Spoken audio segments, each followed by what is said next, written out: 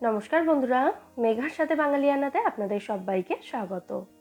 গরমে ঠান্ডা ঠান্ডা মিষ্টি দই খাওয়ার মজাই আলাদা। প্রায়ই আমরা দোকান থেকে কিনে মিষ্টি দই খেয়ে থাকি, তবে বাড়িতে মিষ্টি দই বানাতে গেলে বেশ কিছু সমস্যার সম্মুখীন আমরা হয়ে থাকি। তো আজকের এই ভিডিওটাতে আমি শেয়ার করছি খুব সহজ একটা মিষ্টি দইয়ের রেসিপি। এই রেসিপিতে বানালে বাড়িতে একদম দোকানের মতো পারফেক্ট মিষ্টি দই তৈরি করে নেওয়া যাবে। তাহলে চলুন এবার রেসিপিটা দেখে নেওয়া যাক। প্রথমেই মিষ্টি দইয়ের জন্য আমি চিনির ক্যারামেল তৈরি করে নেব, যাতে মিষ্টি দইয়ের সুন্দর কালারটা আসে। এর জন্য একটা কড়াইতে আমি 3 টেবিল চামচ চিনি এবং 1 টেবিল চামচ জল দিয়েছি। চিনিটা জলের মধ্যে সম্পূর্ণ মিশে যাওয়ার পর আস্তে আস্তে এটা ফুটতে ফুটতে দেখবেন ব্রাউন কালারের হয়ে এসেছে। দেখুন, এরকম ঠিক ব্রাউন একটা কালার আসবে, তবে এর থেকে বেশি আর এটাকে পুড়িয়ে ফেলবেন না, তাতে কিন্তু মিষ্টি দইয়ের স্বাদ একটু তিতকুটে হয়ে যেতে পারে। তো এরপরে এই ক্যারামেলের মধ্যে আমি 1/2 লিটার লিকুইড দুধ নিয়ে নিচ্ছি। দুধটাকে আগে থেকে একবার আমি ফুটিয়ে রেখেছিলাম। একদম কাঁচা দুধ এখানে দিয়ে দেবেন না, তাহলে কিন্তু দুধটা কেটে যাওয়ার সম্ভাবনা থাকবে। দুধের সাথে ক্যারামেলটাকে খুব ভালো করে মিশিয়ে নিচ্ছি। দুধটা হালকা গরম হতে শুরু করলেই এর মধ্যে 4 থেকে 5 টেবিল চামচ গুঁড়ো দুধ মিশিয়ে দিতে হবে। আমি এখানে আমুল স্প্রের যে 10 টাকার প্যাকেটগুলো পাওয়া যায় সেটা 2 প্যাকেট ব্যবহার করেছি। প্রথমে 1 প্যাকেট গুঁড়ো দুধ এর মধ্যে দিয়ে দিলাম, দিয়ে ভালো করে মিশিয়ে নিচ্ছি। তারপর আরও 1 প্যাকেট গুঁড়ো দুধ দিয়ে এটাকেও ভালোভাবে মিশিয়ে নেব। লিকুইড দুধটা হালকা গরম হতে শুরু হলেই এর মধ্যে গুঁড়ো দুধটা মিশিয়ে দেবেন। লিকুইড দুধ খুব বেশি গরম হয়ে গেলে কিন্তু গুঁড়ো দুধটা এর মধ্যে ভালোভাবে মিশতে চাইবে না। তো গুঁড়ো দুধটা দিয়ে ভালো করে মিশিয়ে নেওয়ার পর এর মধ্যে আমি 50 গ্রাম মতো চিনি দিয়ে দিলাম। চিনিটা অবশ্যই যে যা স্বাদ অনুযায়ী দেবেন। মিষ্টি দইতে আমার খুব বেশি মিষ্টি মানে একদম ক্যাটক্যাটে মিষ্টি পছন্দ নয়, সেই জন্য আমি এখানে 50 গ্রাম মতো চিনি দিয়েছি। এবার এই দুধের মিশ্রণটাকে মিডিয়াম টু হাই ফ্লেমে রেখে 5 থেকে 6 মিনিট ফুটিয়ে নিতে হবে। লিকুইড দুধ খুব বেশি ফুটিয়ে ঘন করে যদি সেটা দিয়ে মিষ্টি দই তৈরি করা হয় তাহলে কিন্তু মিষ্টি দইয়ের টেক্সচারটা একটু আঠালো হয়। তো সেই জন্য আমি দুধটা ঘন করার জন্য এর মধ্যে গুঁড়ো দুধ ব্যবহার করেছি। 5-6 মিনিট ফুটিয়ে নেওয়ার পর গ্যাসের ফ্লেমটা আমি অফ করে দিয়েছি। এবার দুধটা সামান্য একটু ঠান্ডা হতে দেব।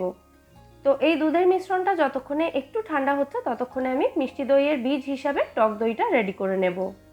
আমি এখানে 5 টেবিল চামচ টক দই নিয়ে সেটাকে একটা ছাঁকনির ওপরে আধ ঘন্টা মতো রেখে দিয়েছিলাম, তাতে দইয়ের এক্সট্রা জলটা ঝরে গেছে।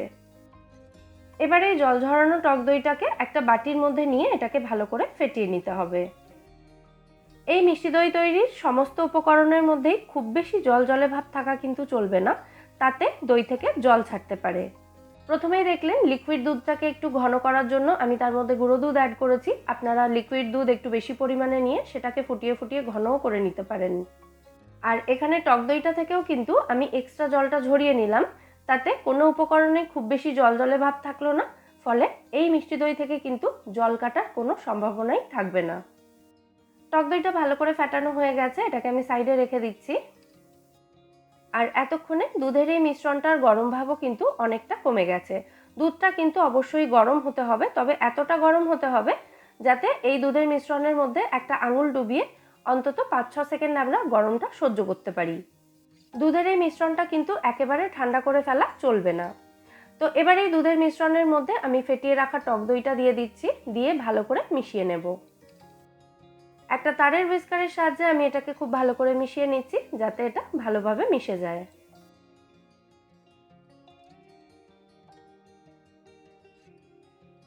এরপর এই মিশ্রণটার মধ্যে আমি 1/2 টিস্পুন মতো ঘি দিয়ে দিলাম। ঘিটা এখানে খুব সুন্দর একটা ফ্লেভার দেবে মিষ্টি দইতে, তবে আপনারা কিন্তু ফ্লেভার হিসেবে এলাচ গুঁড়োও ব্যবহার করতে পারেন। আবারও একবার ভালো করে এটা মিশিয়ে দিলাম। ব্যাস, আমাদের মিষ্টি দইয়ের মিশ্রণ এখানে একদম রেডি।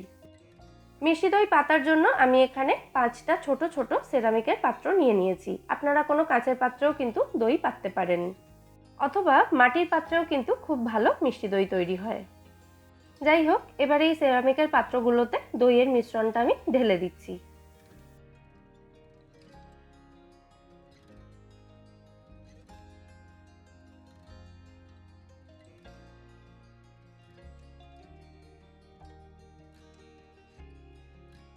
এবার অ্যালুমিনিয়াম ফয়েল ছোট ছোট করে কেটে এই পাত্রের মুখগুলো আমি ঢাকা দিয়ে দিচ্ছি।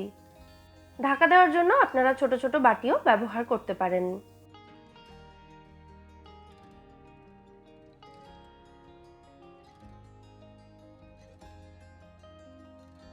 একই রকমভাবে সমস্ত পাত্রগুলোকেই আমি ঢাকা দিয়ে দিচ্ছি। আমরা সবাই জানি দই বসাতে গেলে একটা গরম জায়গার প্রয়োজন হয়। তো এবার এই গরম জায়গাটাই আমি তৈরি করছি। প্রথমে একটা পুরনো বড় কড়াই নিয়েছি আমি। কড়াইয়ের মধ্যে একটা টিফিন বক্সের ঢাকনা রেখেছি, তার উপরে একটা স্টিলের প্লেট রাখলাম। এবার এক এক করে দইয়ের মিশ্রণের যে পাত্রগুলো রেডি করেছি সেগুলোকে প্লেটের উপরে বসিয়ে দিচ্ছি।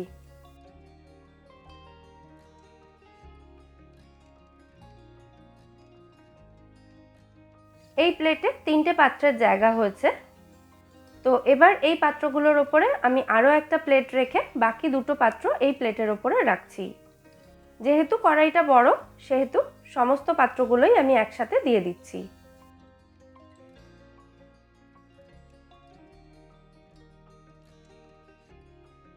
যেহেতু পাত্রগুলো কড়াই থেকে একটু উঁচুতেই রয়েছে, সেই জন্য কড়াইয়ের ঢাকনা দিয়ে এটাকে ঢাকা দেওয়া যাবে না, তাই একটা উঁচু থালার সাহায্যে এটাকে আমি ঢাকা দিয়ে দিচ্ছি।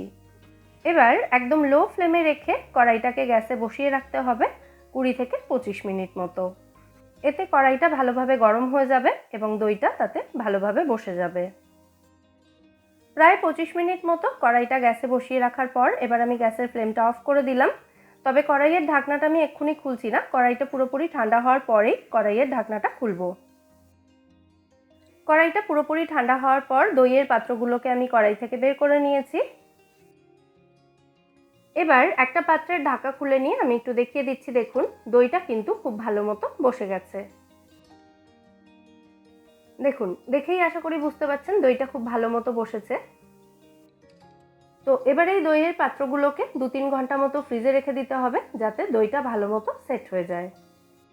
পাত্রটাকে আমি আবারও ঢাকা দিয়ে দিলাম। এরকম ঢাকা দেওয়া অবস্থাতেই কিন্তু দইয়ের পাত্রগুলোকে ফ্রিজে রেখে দেব। তার আগে আমি আরও একটা পাত্রের ঢাকা খুলে দেখিয়ে দিলাম দইটা কত সুন্দর বসেছে। ফ্রিজে রেখে ঠান্ডা করার পর দইয়ের পাত্রগুলো আমি আবারও বের করে নিয়ে চলে এসেছি। আমাদের দারুণ সুস্বাদু মিষ্টি দই এখানে একদম রেডি সার্ভ করার জন্য। পাত্রের ঢাকাগুলো আমি খুলে নিলাম। দেখুন, পাত্রটাকে এভাবে উল্টে ধরলেও কিন্তু দই পড়ে যাচ্ছে না, মানে এতটাই সুন্দরভাবে দইটা সেট হয়েছে। তো এবার একটা চামচের সাহায্যে আমি দইটা কেটে দেখিয়ে দিচ্ছি দইয়ের টেক্সচারটা কত সুন্দর হয়েছে। দেখুন, 2 চামচ দই তুলে নেওয়ার পরেও কিন্তু একটুও জল কাটেনি দইটা থেকে। তাহলে আপনারাও বাড়িতে তৈরি করে নিন এরকম সহজ পদ্ধতিতে দোকানের মতো পারফেক্ট মিষ্টি দই। আর আজকের এই মিষ্টি দইয়ের রেসিপিটা যদি আপনাদের ভালো লেগে থাকে, ভিডিওটাকে বরাবরের মতো একটা লাইক এবং শেয়ার করে প্লিজ আমার চ্যানেলটাও সাবস্ক্রাইব করে নেবেন যদি এখনও না করে থাকেন।